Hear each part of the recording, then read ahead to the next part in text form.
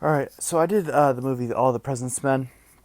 It's one of the most historically accurate movies ever made about any historical happening in U.S. history. The movie talks is about two reporters who uncovered the Watergate scandal.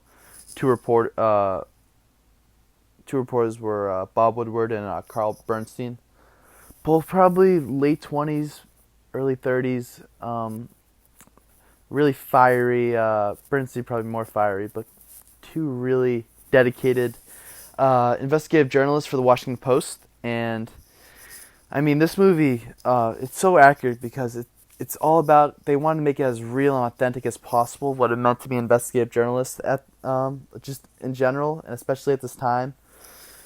Uh, and by showing this example of Woodward and Bernstein following and doing their journalism and on the Watergate scandal, really, it just really it's seen by many critics seen as it really portrays what it really meant to be investigative journalists. But before this movie was made, Woodward and Bernstein published a movie called All the President's Men, which depict their story, which was depicted in the movie. Um, Definitely had more details than the movie had because the movie obviously had to be kept to 2 hours 16 minutes, or just kept in a reasonable time frame.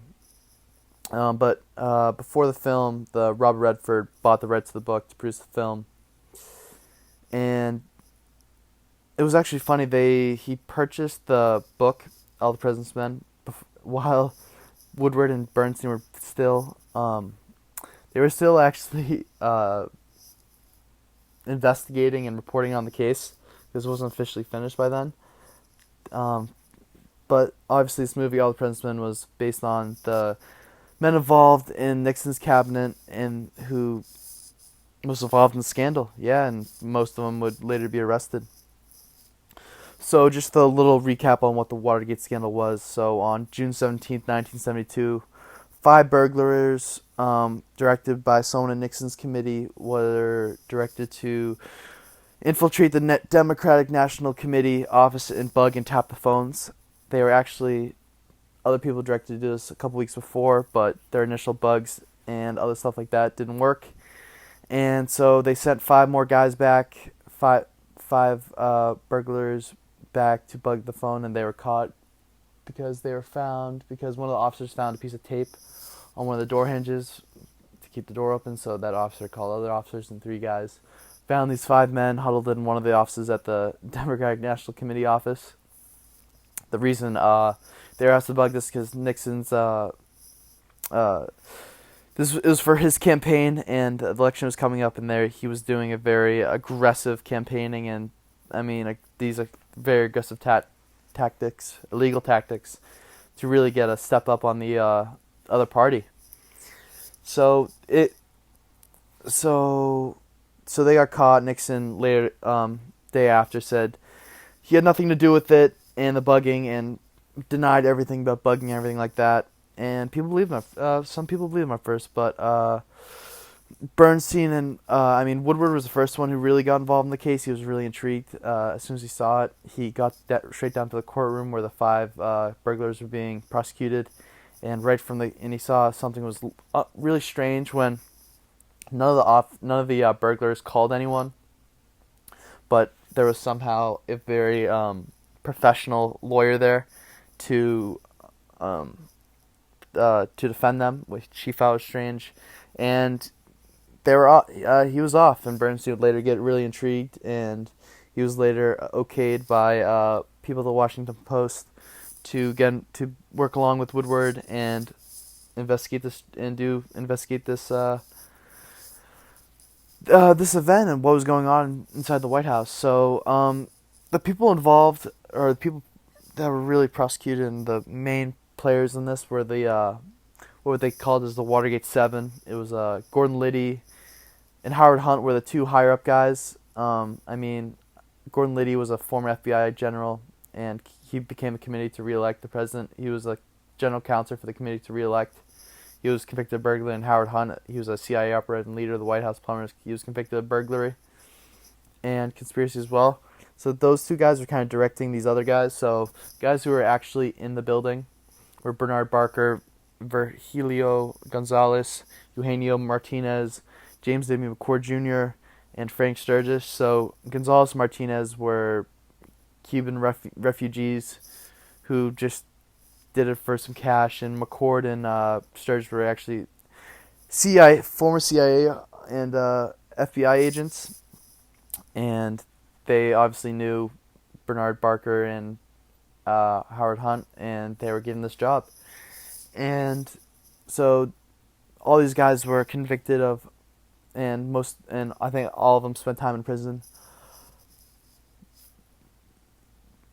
So Woodward and Bernstein got right on the case, and but and without them they wouldn't have really. They were the Washington Post. Woodward and Bernstein were the only people who really were looking into this case and really were intrigued and knew there was a story there and knew something fishy was happening. So the movie takes us on this journey. This is why it's so authentic. Really, it's not really you're watching; you're more experiencing the whole journey and everything that was happening with the two journalists. The two journalists, they take you on every single little bit of every little bit they think, from going back to Woodward's apartment to the Post to the going to different people's houses to they were pretty much whatever they got they would pursue. It's not like they would see a lead or they would see a name and they would just leave it alone. If they saw a name, because information, the White House and Nixon was keeping everything so hidden, it was hard to find information. So once they got even something little, they would jump right on it, and that's extremely accurate for what actually happened and what's seen in the movie. Like you see them as soon as they get a name, they call the name, they try to figure out their address, they try to ask questions, they try to find people they're involved with, they're trying to find any ties they can get to the White House and the campaign committee and anything like that. And at first, the Washington Post actually, they didn't, when they're like seeing the movie, they're going around the board, they didn't really know about the story, but they eventually said, like, they're pretty kind of like, screw it, like, why not, like, give these two guys a chance. So they did, and they definitely wouldn't forget it. So these two guys went on a journey. They honestly did whatever it took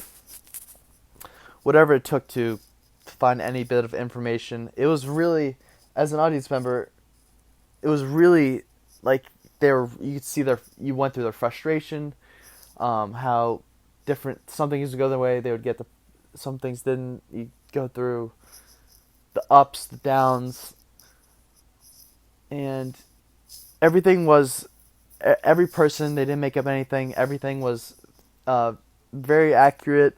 Some things they did not really get too accurate. One thing was the behavior between the two journalists. Like, most times, the majority of the movie shows like them working as this great power duo, but at some points they were really mad at each other, especially like when they were arguing about what they wanted to put in certain articles and not. And also, they did leave some pretty important people out of the movie who were really involved in the Watergate scandal. For example, Barry Sussman, he was the District of Columbia editor for the Washington Post. He played a major role in the events that he was one of the first people to really pick up the story and really push for it.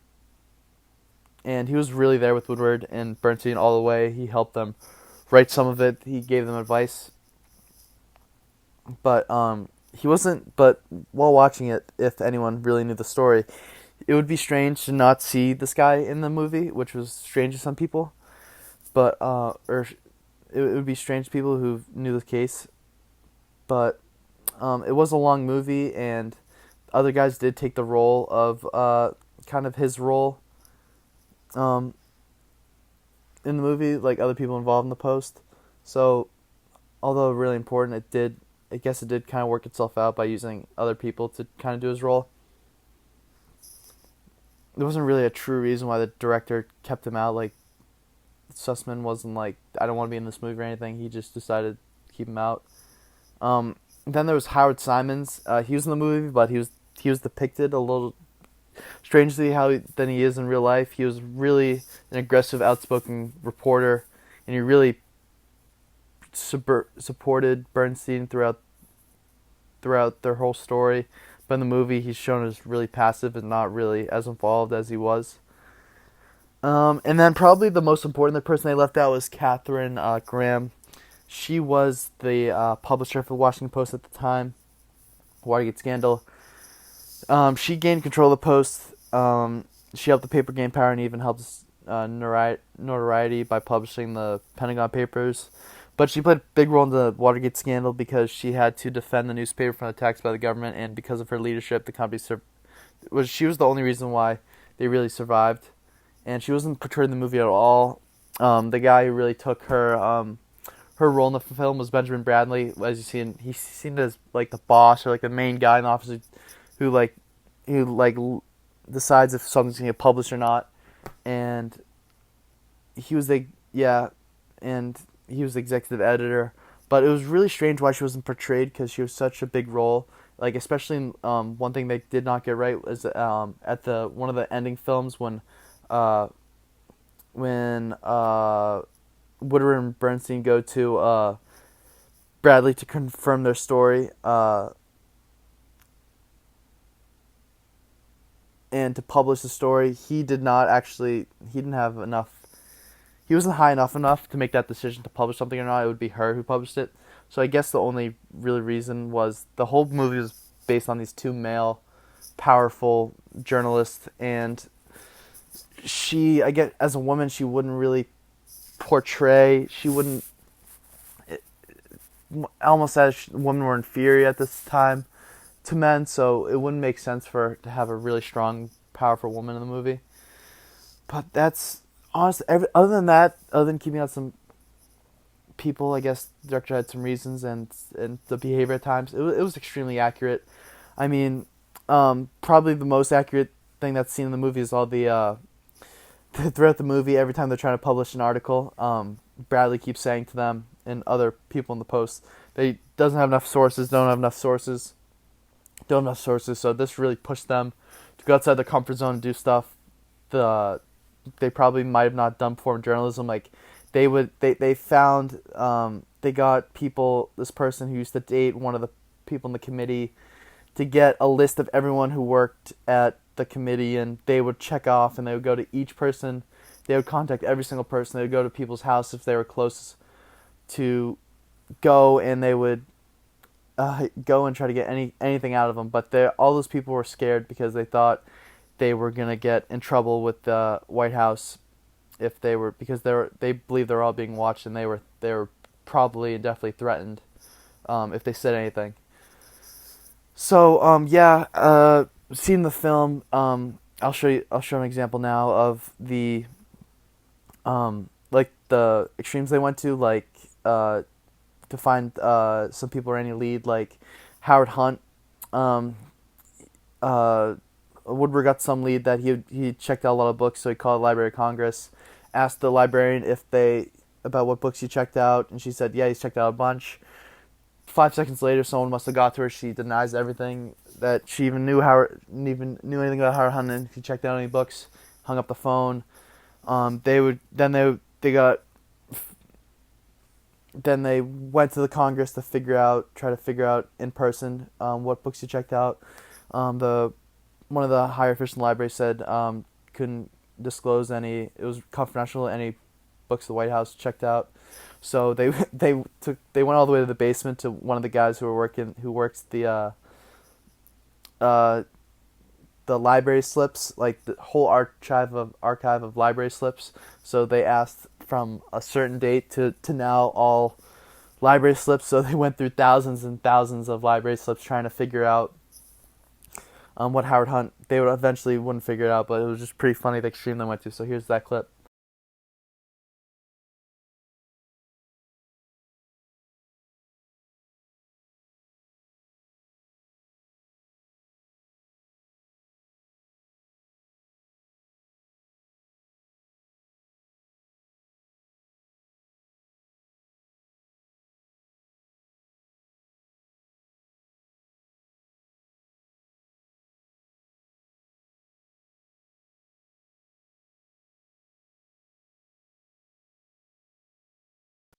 So yeah, that was the clip of the library slip lead they went on to. But probably one of the most important figures of the film was what was known. His name was known as Deep Throat. It was his Woodward's anonymous source that gave him all these.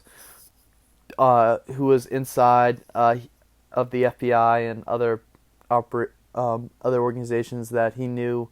He knew the whole story, but he couldn't disclose a bunch of information at once. So he had to give Woodward these little hints, and he had to go to the extreme of to make sure not to give away his identity and make sure people knew he wasn't make sure he wasn't under surveillance or anything. Would have to meet him in a parking garage at 2 a.m. In a dark corner, and they would meet for a few minutes, and Woodward would use any leads he would give him, and he'd go immediately and go do whatever he said. One most important was probably follow the money. Woodward and Bernstein would go to try to was probably their main lead, following the money. Bernstein went all the way to Miami, where the burglars were from, to see this check that was cashed by one of the burglars, and got the name of the check, and they followed that lead, whoever wrote the check, and they figured out the guy who wrote the check. He wrote the check to the committee, the guy who was running the fund, and they figured out that the people were using the fund to pay off people, which was very illegal, and it was really crazy. And this guy, his name was it didn't come out until 2005 because he had to stay anonymous, was William Mark Felt Sr. He was an American law enforcement officer who worked for the FBI from 1940 to 1973. And yeah, probably next to the journalist, probably one of the most important people in the story to really uncover this whole thing. And I'll show you this clip now of them meeting in the parking garage.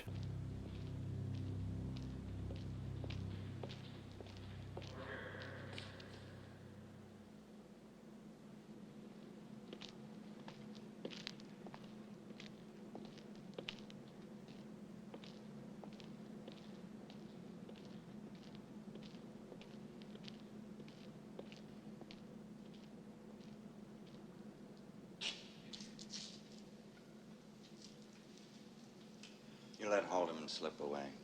Yes. You've done worse than let Haldeman slip away, get people feeling sorry for him. I didn't think that was possible. In a conspiracy like this, you build from the outer edges and you go step by step. If you shoot too high and miss, everybody feels more secure. You put the investigation back months. Yes, we know that. And if we're wrong, we're resigning. Were we wrong? You'll have to find that out, won't you? So that was the clip of them meeting in the parking garage. But finally, I just want to touch on really what the director did to make people, to show the accuracy and to have the audience feel and experience, give them at least a sliver of what they were experiencing by this next clip will show. So Woodward's on the phone trying to get some information from some person, trying to figure out something, and in the background there's people. Whole office is around the TV trying to listen to some the president's speech or whatever, and Woodward's just trying to get this information out, and he's getting distracted by the people behind him, and he's just trying to focus, and the director he actually focuses on the people behind him to kind of distract the audience. So it's funny how the audience got distracted while Woodward in the film's getting distracted. So $1 check deposited in the bank account of one of the Watergate burglars, Mr. Bernard Barker. As you know, sir, the check has your name on it. We were doing a story on this, and I was wondering if you would care to comment. West Finance Chairman. For the committee to re-elect. Hello? yeah, just not only did they accurately show the movie, but they also accurately had the people feel what they were feeling at the time. And I mean, the directors went to help with Bernstein, Woodward, and many other people, got the story as accurate as possible, and I mean, they even went to the extent, they filmed this obviously in California, but they went to the extent, they wanted to film in the Washington Post room, at least some clips, but Washington Post wouldn't let them do that, so they went in and took pictures, and they made a extremely accurate replica of the entire office, like from the desk, from like the brand of the desk down to the like pencil in the typewriters. So I mean, the actors did a great job of the film, directors did a great job of the film. I would give this film like a 9.9 in how accurate it is, and it was a great movie. It was a great movie to watch, very interesting, and yeah, that's All the President's Men. Thank you.